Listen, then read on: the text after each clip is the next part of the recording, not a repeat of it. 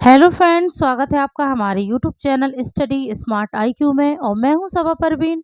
और आज हम फिर पढ़ने जा रहे हैं आरआरबी ग्रुप डी 2025 के लिए जी के जीएस की क्लास, जिसमें हम डिस्कस कर रहे हैं प्रीवियस ईयर क्वेश्चन।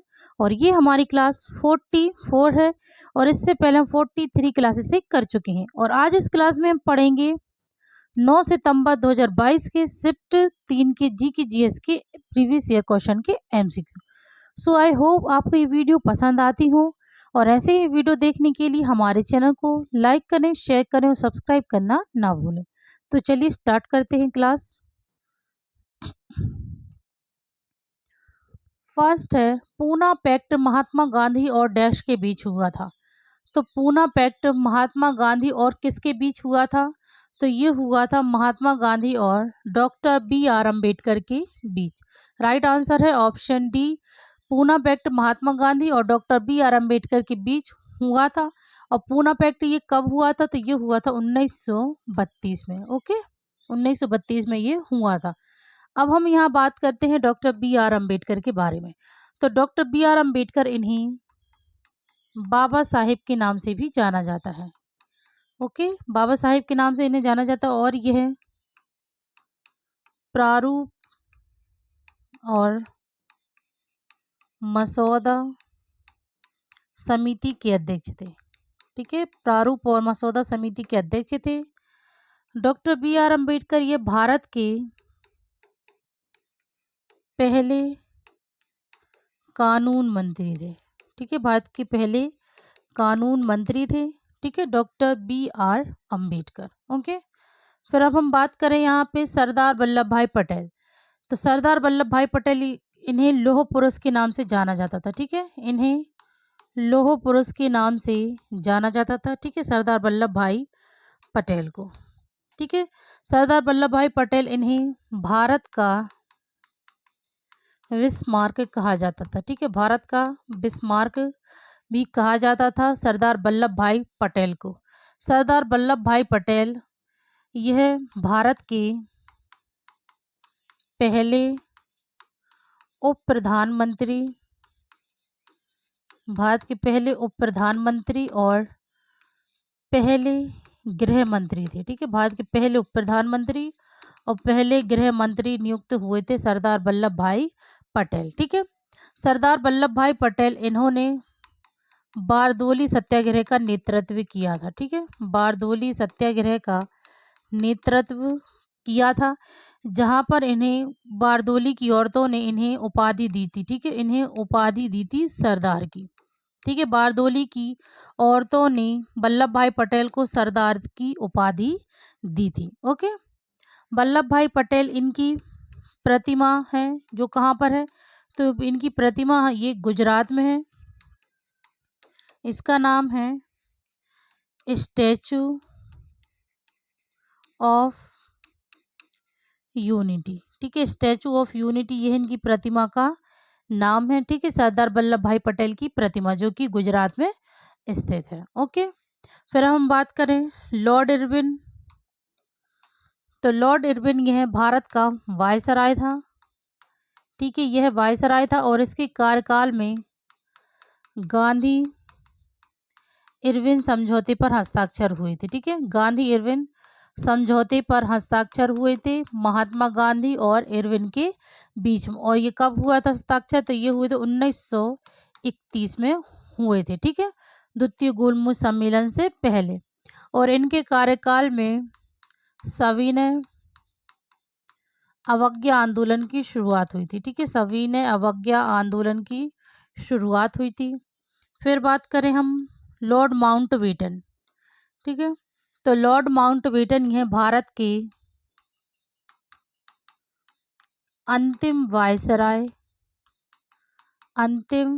वायसराय और स्वतंत्र भारत के पहले गवर्नर जनरल नियुक्त हुए थे। ठीक है, यह अंतिम वायसराय थे और स्वतंत्र भारत के पहले गवर्नर जनरल थे लॉर्ड माउंटबेटन। ठीक है, और इनके कार्यकाल में ही भारत का विभाजन हुआ था। ठीक है, भारत का विभाजन हुआ था।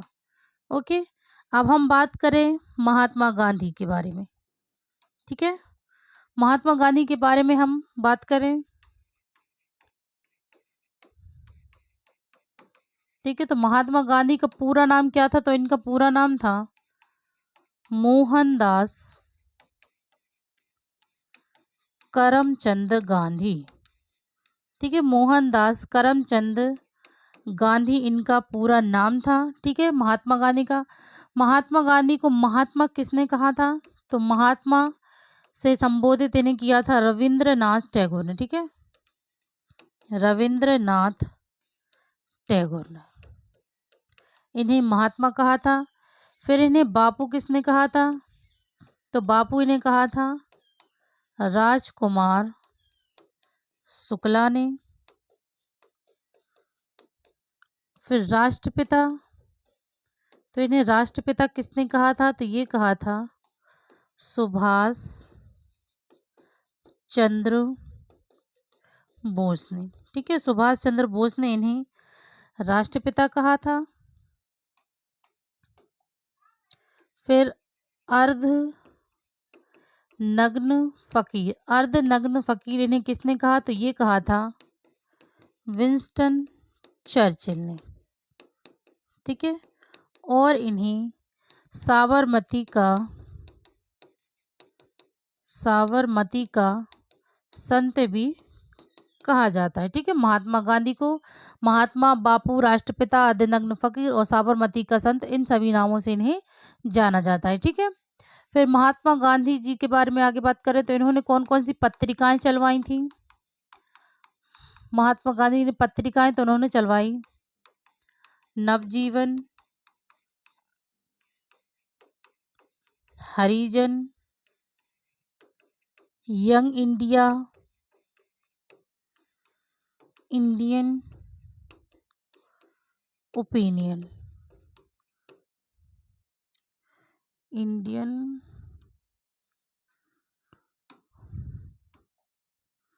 ओपिनियन। ठीक है, ये इन्होंने पत्रिकाएं चलवाई थी महात्मा गांधी ने। फिर इनकी पुस्तकें कौन कौन सी थी? पुस्तक, तो इनकी पुस्तक थी Hind Swaraj, Gokhale my political, Gokhale my political, गुरु, मेरे सपनों का भारत,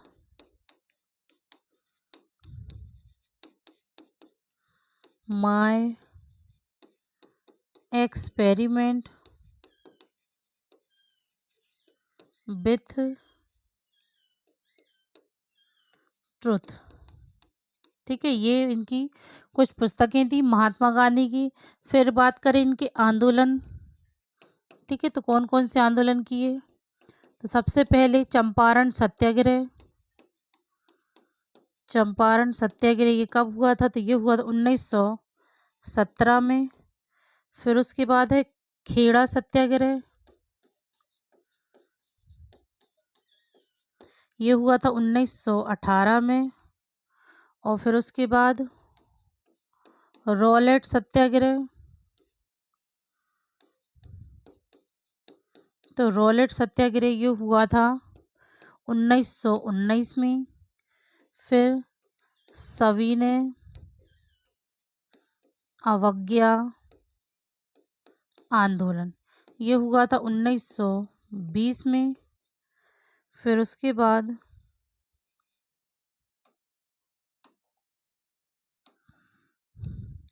असहयोग आंदोलन, असहयोग आंदोलन, तो ये हुआ था 1930 में। और फिर भारत छोड़ो आंदोलन, भारत छोड़ो आंदोलन, तो ये हुआ था 1942 में। ठीक है, तो ये कुछ आंदोलन थे महात्मा गांधी जी द्वारा किए गए थे। ठीक है, तो ये है इस क्वेश्चन की सारी डिटेल। तो आप इसका स्क्रीनशॉट लेके आराम से नोट बना लीजिएगा। ठीक है, और नोट जरूर बनाइए, नोट इज़ वेरी इंपॉर्टेंट। ठीक है, तो ये सारी डिटेल है, तो आप इसका स्क्रीनशॉट ले लीजिए। ओके, ठीक है, चलिए तो हम नेक्स्ट करते हैं। सो नेक्स्ट है, भारत की तीसरी पंचवर्षीय योजना, भारत की तीसरी पंचवर्षीय योजना किसके नेतृत्व में शुरू की गई थी? तो भारत की तीसरी पंचवर्षीय योजना सबसे पहले कब से कब तक चली? तो ये 1961 से 1966 तक चली। और किसके नेतृत्व में ये शुरू की गई थी? तो यह शुरू की गई थी जवाहरलाल नेहरू के नेतृत्व में। राइट आंसर है ऑप्शन बी, जवाहरलाल नेहरू के नेतृत्व में यह तीसरी पंचवर्षीय योजना शुरू की गई थी। ओके, जवाहरलाल नेहरू ये कौन थे? तो यह भारत के पहले प्रधानमंत्री थे। ओके, भारत के पहले प्रधानमंत्री थे और सबसे लंबा कार्यकाल इनका ही रहा था और इन्हें चाचा नेहरू के नाम से भी जाना जाता था। ठीक है, चाचा नेहरू के नाम से भी जाना जाता था। जवाहरलाल नेहरू इन्होंने आईएनसी की अध्यक्षता की थी। ठीक है ना, आईएनसी के अध्यक्ष ये कब बने थे? तो यह बने थे 1929 में लाहौर अधिवेशन में। ठीक है, 1929 में लाहौर अधिवेशन में ये आईएनसी के अध्यक्ष बने और इन्होंने पूर्ण स्वतंत्रता की मांग की। ठीक है ना, पूर्ण स्वतंत्रता का आह्वान करते हुए एक सफल प्रस्ताव पेश किया था। ठीक है, जवाहरलाल नेहरू ने। ठीक है ना, 1929 में लाहौर अधिवेशन में पूर्ण स्वतंत्रता का आह्वान करते हुए एक सरल प्रस्ताव पेश किया था। ठीक है, फिर बात करें लाल बहादुर शास्त्री। तो लाल बहादुर शास्त्री ये भारत के दूसरे प्रधानमंत्री थे। भारत के दूसरे प्रधानमंत्री थे। नेक्स्ट है, कौन सी अभिक्रिया द्विविस्थापन अभिक्रिया का उदाहरण है? तो इनमें से कौन सी अभिक्रिया जो कि द्विविस्थापन अभिक्रिया की उदाहरण है? तो ये है Na2SO4 plus BaCl2 BaSO4 plus 2NaCl। Right answer option C. Next है, असंतृप्त कार्बन यौगिक से कौन सा सूत्र संबंधित है? तो असंतृप्त कार्बन यौगिक से कौन सा सूत्र संबंधित है? तो ये है C2H4। Right answer option D. Next है, अंतर्राष्ट्रीय शतरंज ओलंपियाड 2022 की मेजबानी निम्नलिखित में से किस शहर द्वारा की जाती है? तो अंतर्राष्ट्रीय शतरंज ओलंपियाड 2022 की मेजबानी ये किस शहर द्वारा की जाती है? तो यह की जाती है चेन्नई द्वारा। Right answer option B, Chennai. Next है, जब नीली और नारंगी रोशनी जो एक दूसरे के समानांतर होती है प्रिज्म से होकर गुजरती है तो जब नीली और नारंगी रोशनी जो एक दूसरे के समानांतर होती है और प्रिज्म से होकर गुजरती है तो नारंगी किरण अधिक झुकेगी। राइट आंसर है ऑप्शन ए, नारंगी किरण अधिक झुकेगी। नेक्स्ट है, यदि किसी चालक की सामग्री और मोटाई को समान रखते हुए उसकी लंबाई 5 गुना बढ़ा दी जाए तो उसका प्रतिरोध डैश। तो यदि किसी चालक की सामग्री और मोटाई को समान रखते हुए उसकी लंबाई 5 गुना बढ़ा दी जाएगी तो उसका प्रतिरोध मूल से 5 गुना होगा। Right answer option B. Next है, हिमालय की सबसे बाहरी श्रेणी शिवालिक की ऊंचाई कितनी है? तो हिमालय की सबसे बाहरी श्रेणी शिवालिक की ऊंचाई है 900 से 1100 metre. Right answer option A. Next है, मेंडलीव ने अपनी आवर्त सारणी में तत्वों को व्यवस्थित करने के लिए किस मौलिक गुण का उपयोग किया था? तो मेंडलीव ने अपनी आवर्त सारणी में तत्वों को व्यवस्थित करने के लिए इन्होंने किस गुण का उपयोग किया था? तो ये किया था परमाणु द्रव्यमान मौलिक गुण का उपयोग किया था। ठीक है, इन्होंने तत्वों को व्यवस्थित करने के लिए। Okay, right answer option B. Next है, लक्षद्वीप केंद्र शासित प्रदेश है डैश मार्च 2022 तक बसे हुए द्वीप। तो लक्षद्वीप केंद्र शासित प्रदेश है 10 मार्च 2022 तक बसे हुए द्वीप। Right answer option C. Next है, वर्ष 2021 में निम्नलिखित में से किसी जैविक विज्ञान में शांति स्वरूप भटनागर पुरस्कार प्राप्त हुआ? तो किसी जैविक विज्ञान में शांति स्वरूप भटनागर पुरस्कार प्राप्त हुआ था? तो यह प्राप्त हुआ था अमित सिंह को। Right answer option B. Next है, अप्रैल 2022 तक भारतीय संविधान में 12 अनुसूचियों के साथ अनुच्छेद शामिल हैं। तो अप्रैल 2022 तक भारतीय संविधान में 12 अनुसूचियों के साथ कितने अनुच्छेद शामिल हैं? तो 448 अनुच्छेद शामिल हैं। Right answer option A. Next है, निम्नलिखित में से कौन सा कुंभ मेला धार्मिक उत्सव का स्थान नहीं है? तो कुंभ मेला का धार्मिक उत्सव का स्थान नहीं है इनमें से कौन सा? हरिद्वार, इलाहाबाद, बोध गया या उज्जैन। तो इनमें से कुंभ मेला का धार्मिक उत्सव का स्थान नहीं है बोध गया। राइट आंसर है ऑप्शन सी, बोध गया वही स्थान है जहां पे भगवान गौतम बुद्ध को ज्ञान की प्राप्ति हुई थी। ठीक है, ज्ञान की प्राप्ति हुई थी बोधि वृक्ष के नीचे। ठीक है, भगवान बुद्ध को। ओके, चलिए नेक्स्ट है 2011 की भाषाओं की जनगणना के अनुसार भारत में दूसरी सबसे अधिक बोली जाने वाली भाषा कौन सी है? तो 2011 की भाषाओं की जनगणना के अनुसार भारत में दूसरी सबसे अधिक बोली जाने वाली भाषा है तो यह है बंगाली। राइट आंसर है ऑप्शन बी, बंगाली। नेक्स्ट है मार्च 2022 में भौतिकी के क्षेत्र में उत्कृष्ट योगदान और वैज्ञानिक अनुसंधान के लिए 31वें जीडी बिरला पुरस्कार के लिए किसे चुना गया? तो भौतिकी के क्षेत्र में उत्कृष्ट योगदान और वैज्ञानिक अनुसंधान के लिए 31वें जीडी बिरला पुरस्कार के लिए चुना गया मार्च 2022 में, तो ये चुना गया है प्रोफेसर नारायण प्रधान को। Right answer option D. Next है अपवर्तक सूचकांक के मान की गणना निम्न का उपयोग करके की जा सकती है। तो अपवर्तक सूचकांक के मान की गणना इसकी गणना किसके उपयोग करके की जा सकती है? तो स्नेल के नियम। ठीक है, स्नेल का नियम का उपयोग करके की जा सकती है अपवर्तक सूचकांक के मान की गणना। राइट आंसर है ऑप्शन डी, स्नेल का नियम। नेक्स्ट है कोशिका के केंद्रक के अलावा किन दो कोशिकांगों का अपना डीएनए और राइबोसोम होते हैं? तो कोशिका के केंद्रक के अलावा किन दो कोशिकाओं का अपना डीएनए और राइबोसोम होता है? तो ये होता है प्लास्टिज और माइक्रोकॉन्ड्रिया। Right answer option A. Next है एक कोशिका में एक 6 कार्बन अणु, एक 3 कार्बन अणु पाइरूवेट में ग्लूकोज के टूटने की प्रक्रिया कहाँ होती है? तो एक कोशिका में एक 6 कार्बन अणु और एक 3 कार्बन अणु पाइरूवेट में ग्लूकोज की टूटने की प्रक्रिया कहाँ होती है? तो ये होती है कोशिका द्रव्य। राइट आंसर है ऑप्शन बी, टूटने की प्रक्रिया कोशिका द्रव्य होती है। ओके, नेक्स्ट है कौन सी वायु राशि गर्म होती है?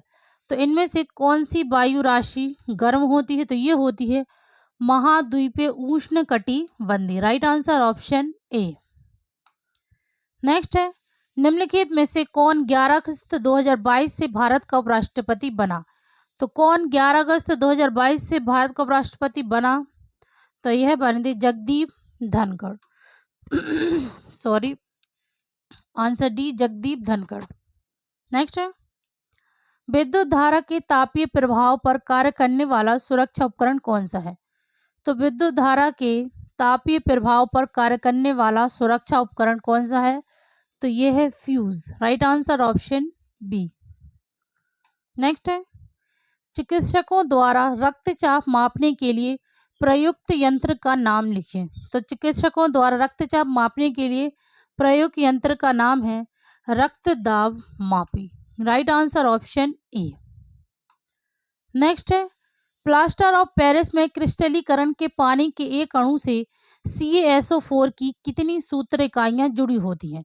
तो प्लास्टर ऑफ पेरिस में क्रिस्टलीकरण के पानी के एक अणु में CaSO4 की कितनी सूत्र इकाइयां जुड़ी होती हैं? तो 2 सूत्र इकाइयां जुड़ी होती हैं। राइट आंसर है ऑप्शन सी। नेक्स्ट है भारत सरकार ने डैश वर्ष में NK सिंह की अध्यक्षता में राजकोषीय उत्तरदायित्व और बजट प्रबंधन अधिनियम 2003 की समीक्षा के लिए एक समिति का गठन किया। तो ये कब किया था, किस वर्ष में भारत सरकार ने? तो ये किया था 2016 में। राइट आंसर है ऑप्शन बी, 2016 में NK सिंह की अध्यक्षता में राजकोषीय उत्तरदायित्व और बजट प्रबंधन अधिनियम 2003 की समीक्षा के लिए एक समिति का गठन किया। ओके, नेक्स्ट है डैश असंगठित श्रमिकों के वृद्धावस्था संरक्षण और सामाजिक सुरक्षा के लिए एक सरकारी योजना है। तो इनमें से असंगठित श्रमिकों के वृद्धावस्था संरक्षण और सामाजिक सुरक्षा के लिए एक सरकारी योजना कौन सी है? तो ये है प्रधानमंत्री श्रम Yogi Maandhan Yojana. Right answer option C. Okay, next है, किसने कहा कि अधिकतम सामाजिक लाभ का सिद्धांत सार्वजनिक वित्त के मूल में स्थित सबसे मौलिक सिद्धांत है? तो किसने कहा है कि अधिकतम सामाजिक लाभ का सिद्धांत सार्वजनिक वित्त के मूल में स्थित सबसे मौलिक सिद्धांत है? तो ये कहा है Hugh Dalton. Right answer option C, Hugh Dalton. Next है, 1989 में किस समिति ने स्थानीय सरकारी निकायों को संवैधानिक मान्यता देने की सिफारिश की थी? तो 1989 में किस समिति ने की थी? तो यह की थी पीके थंगन समिति। राइट आंसर है ऑप्शन सी, पीके थंगन समिति ने स्थानीय सरकारी निकायों को संवैधानिक मान्यता देने की सिफारिश की थी 1989 में। ठीक है, नेक्स्ट है, Na2SO4 plus BaCl2 arrow BaSO4 plus 2 NaCl दी गई अभिक्रिया में कौन सा उत्पाद विलयन में रहता है? तो इसमें उत्पाद विलयन में रहता है तो यह है NaCl। Right answer option A. Next है, मक्का के पास सऊदी अरब के मीना में हज तीर्थ यात्रा संस्कार की समाप्ति को चिन्हित करने के लिए कौन सा मुस्लिम त्योहार मनाया जाता है? तो मक्का के पास सऊदी अरब के मीना में हज संस्कार की समाप्ति को चिन्हित करने के लिए मुस्लिम त्योहार मनाया जाता है तो ये मनाया जाता है ईद अल अजहा। राइट आंसर है option A, Eid al Adha. Okay, next है, निम्नलिखित में से किसके कारण ग्लोबल वार्मिंग होती है? तो किसके कारण ग्लोबल वार्मिंग होती है? तो ये होती वायु में CO2 प्रतिशत में वृद्धि, यानी कि कार्बन डाइऑक्साइड में प्रतिशत में वृद्धि के कारण ग्लोबल वार्मिंग होती है। ओके, नेक्स्ट है, निम्नलिखित में से किस अणु में केवल एकल बंध है? तो किस अणु में केवल एकल बंध है? तो ये है CH4। Right answer option B. Next है, किस देश को सैफ अंडर 18 महिला फुटबॉल चैंपियनशिप 2022 के तीसरे संस्करण का विजेता घोषित किया गया है? तो किस देश को सैफ अंडर 18 महिला फुटबॉल चैंपियनशिप 2022 की तीसरे संस्करण का विजेता घोषित किया गया था? तो ये किया गया था हमारे देश भारत को। राइट आंसर है ऑप्शन बी, भारत। तो ये थी आज की हमारी क्लास RRB ग्रुप डी 2025 की GK GS की क्लास। आई होप आपको ये वीडियो पसंद आई हो और ऐसे ही वीडियो देखने के लिए हमारे चैनल को लाइक करें, शेयर करें, सब्सक्राइब करें। Thank you.